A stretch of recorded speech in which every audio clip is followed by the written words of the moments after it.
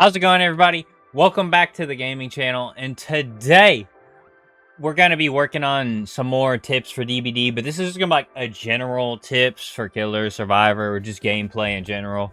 I was going to try and get a gaming video out today, like actual gameplay of something, but I've been having some problems with the damn graphics card, bro, and like games. Some of them just ain't working out, and they just keep crashing. But anyways, yeah, here's this video. I hope you guys enjoy, and again, let me know what other games you might want to see, or if you're liking the tip videos, and I might keep doing these. But yeah, that's about it, and I hope you guys enjoyed the video. So for the first tip, I don't want you guys to stay with your team. It will hurt you more than anything, because once the killer finds you, now he's pressuring all 4 survivors, and now no gens are getting worked on. So it actually hurts your team the more survivors that are together. Because like I said, now the killer is just chasing them, and they can't get shit done now. But yeah, powering through the same generator together is just never a good idea when you immediately spawn in. And honestly, you want all 4 survivors on a different generator. Not only can the killer not pressure all of you at the same time, but it is way faster having 4 separate generators being worked on than 4 survivors on one gen. It's just way faster that way. But yeah, that's pretty much it for tip number 1. Okay, so for the next tip, I want to teach you guys to not 99 the gate. Don't do this. Very bad. Why is this bad? Well, now the gate's not open, for one. That's a big problem already. But let's say you have some teammates on hook and you want to get your 4-man.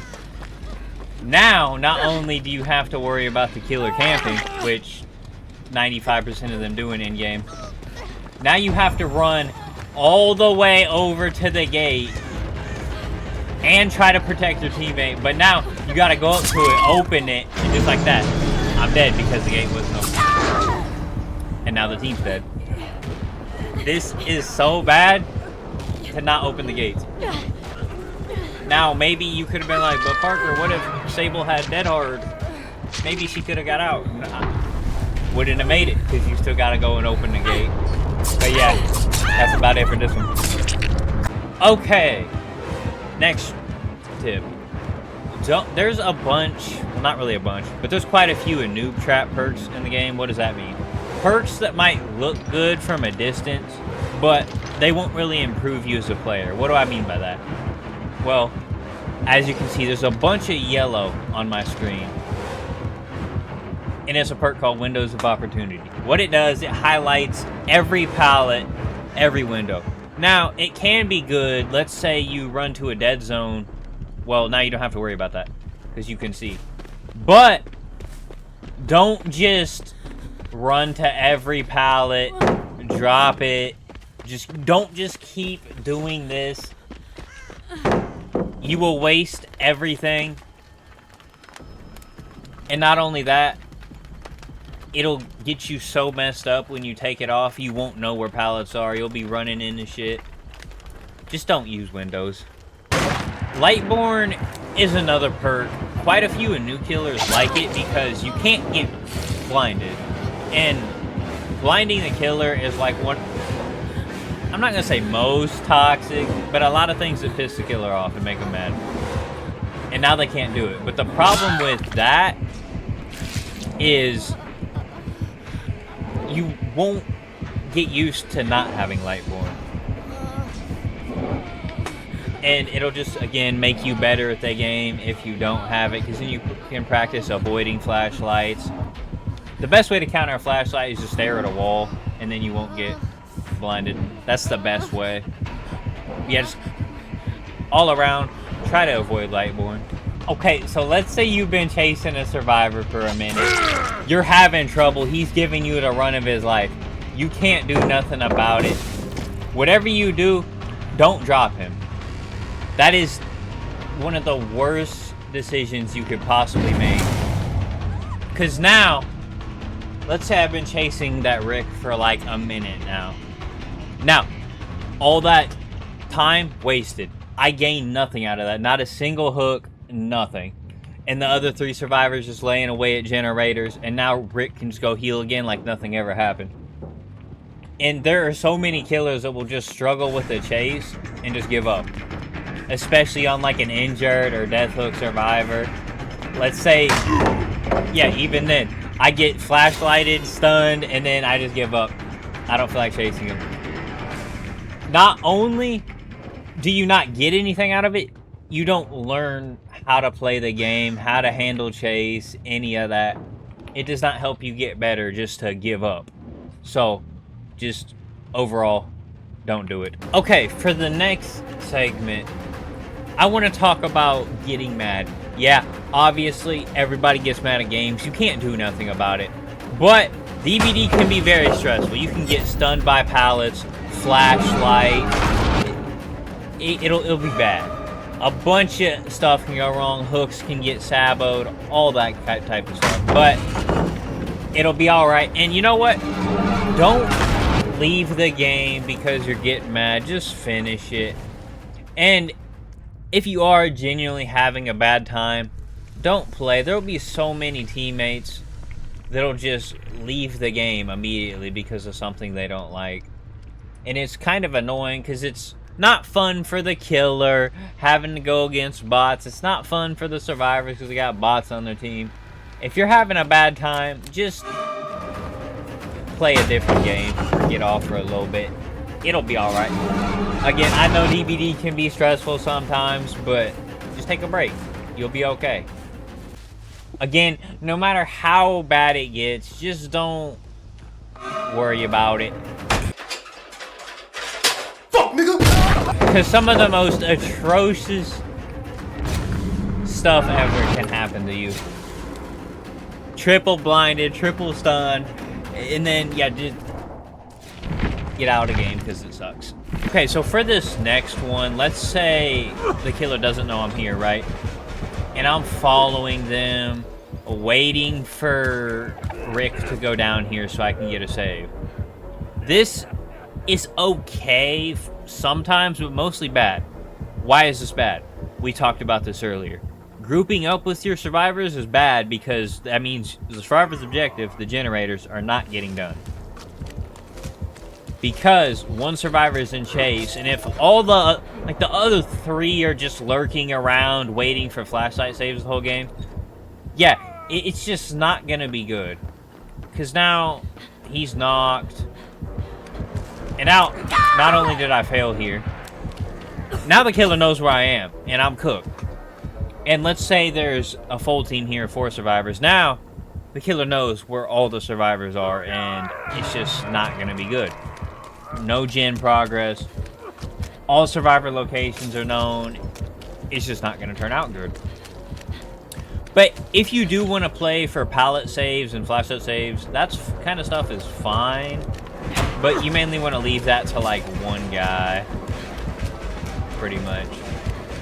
But yeah, that's about it for that. It's kind of the same shit as before. Don't stick together too much. But yeah, that's about it for that. Alright, with the next tip, I want to talk about your camera. Now, a lot of survivors, well, I don't know about a lot, but I see people, they'll just run around, drop pallets, and just not look behind them. Why is this bad? Well, one, you don't know what's happening back there. You don't know if the killer is right behind you, 10 feet away. Like, if he would have swung there, I would have got hit. Because I wasn't looking behind me and I don't know. And just run over here, not pay attention, drop pallet, he comes around that corner. I'm dead. It would just be bad. Now another thing, check spots. Now we're not going to get too crazy with them, but use your camera to look around stuff. You can see which way the killer is going to come from, or whether or not, like if I just sit here, see, I see him go that way. So now I just run away and don't go around them. Yeah, you have a camera. It is the most useful tool as a survivor. Another thing.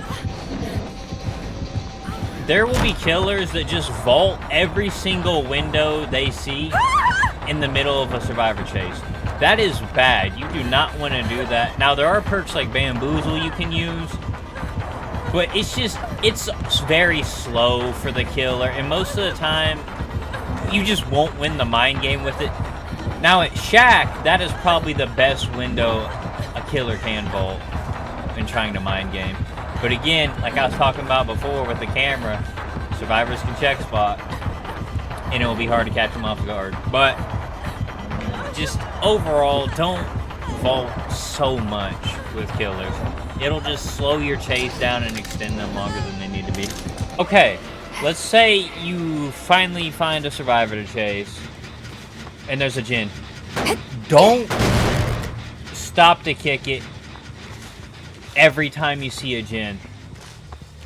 Because there will be some killers that just run past a Jinn and kick it, and now you're lost. You don't know where the survivor went. But yeah, if the survivor runs past Jinn, he's injured. Don't worry about stopping and kicking it. Just keep chasing them. They make so much distance just for you stopping and trying to get the little bit of distance. It just won't work out.